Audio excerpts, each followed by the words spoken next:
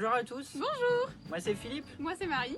Pour vous, on a fait des petites vidéos rassemblant des gestes qui sauvent. Bon visionnage à tous.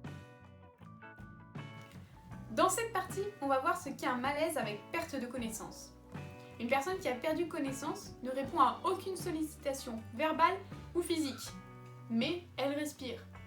À ne pas confondre avec quelqu'un qui dort. Cette personne a fait un malaise.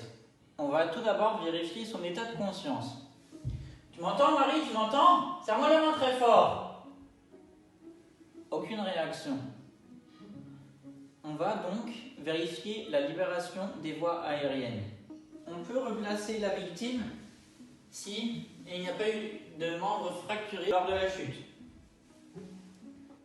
Pour vérifier la libération des voies aériennes, on va tout d'abord basculer la tête prudemment en arrière, ouvrir la bouche, venir pincer le nez et approcher sa joue de la bouche de la victime. On ressent le souffle de la victime sur sa joue et en même temps on observe que le ventre de la victime se soulève bien lors de la respiration. Cette position est à tenir pendant 10 secondes. On a donc constaté que la victime est inconsciente mais qu'elle respire.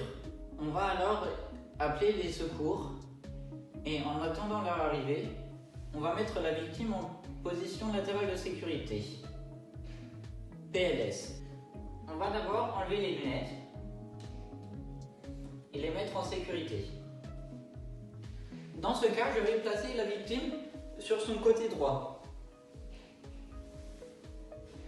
Pour ça, je vais prendre son bras droit, le mettre à 90 degrés, former un joli angle droit, prendre sa main opposée et amener la paume sur l'oreille du côté droit. Je prends la jambe gauche au niveau du creux pour ensuite l'utiliser comme levier pour faire basculer la victime sur son côté droit. On va venir à nouveau basculer la tête en arrière et ouvrir la bouche.